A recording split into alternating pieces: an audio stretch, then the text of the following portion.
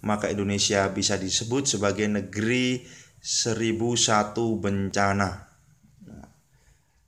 Selanjutnya, bahkan ada sebuah buku yang menyatakan atau judulnya Negara Sejuta Bencana. Di atasnya ada peta Indonesia berwarna merah.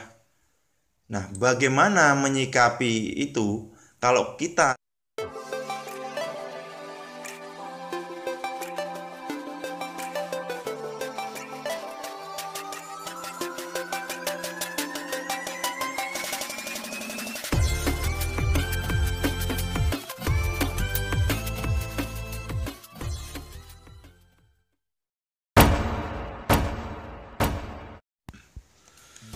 Assalamualaikum warahmatullahi wabarakatuh. Kali ini kita akan membahas tentang kondisi Indonesia, yaitu negeri 1000 atau negeri rawan bencana.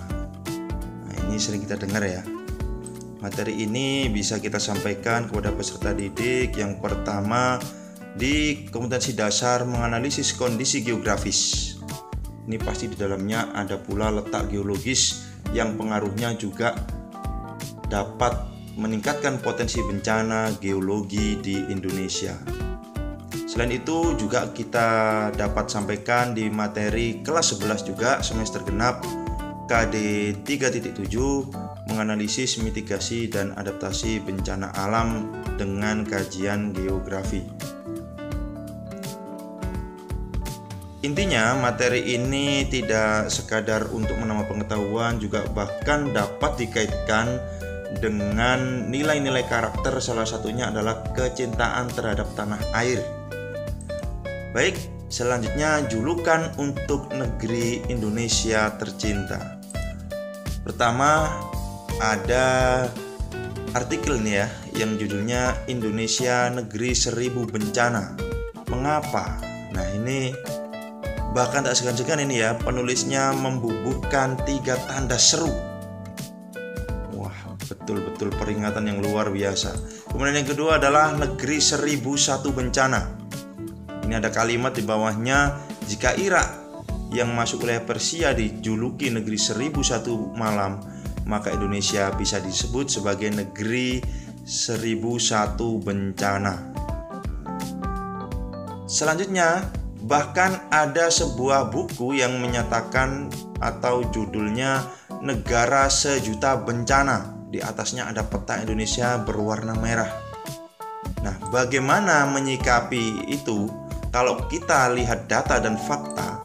Ini saya ambil dari BNPB ya, tahun 2021. Intinya memang sejak 2010 memang jumlah bencana kita ada ribuan dan terus meningkat mulai tahun 2017, 2018 mencapai 3000, 2019 juga lebih tinggi lagi, hampir menyentuh angka 4000 bencana dalam satu tahun.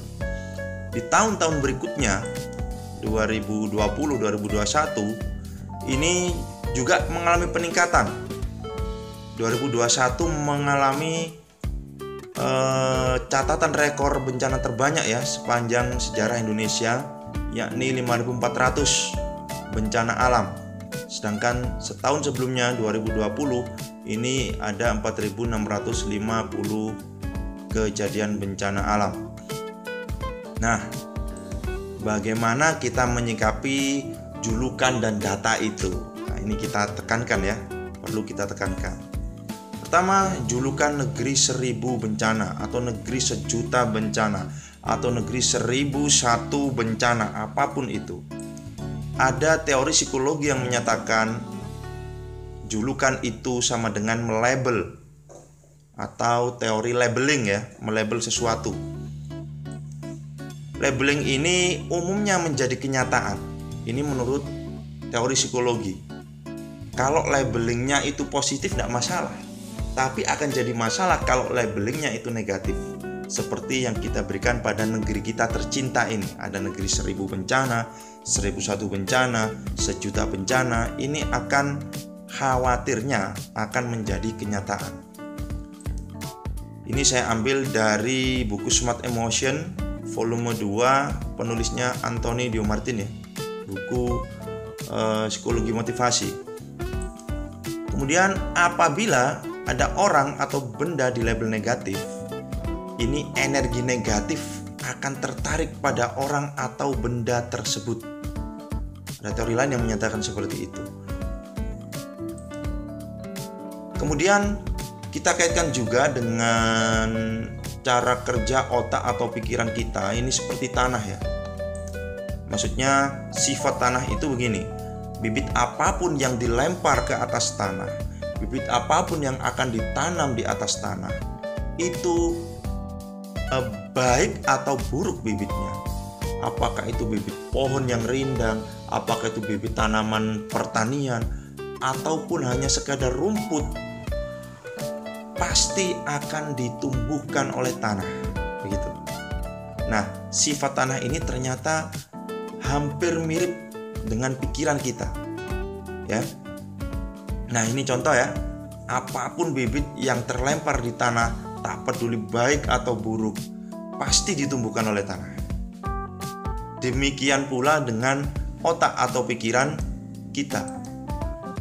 Pikiran baik atau buruk yang kita lemparkan dalam sangkaan kita, otak kita, umumnya juga akan ditumbuhkan menjadi sebuah kenyataan. Maka kita harus berhati-hati dengan pola pikir kita itu. Sebisa mungkin munculkan pola pikir yang positif. Kira-kira begitu.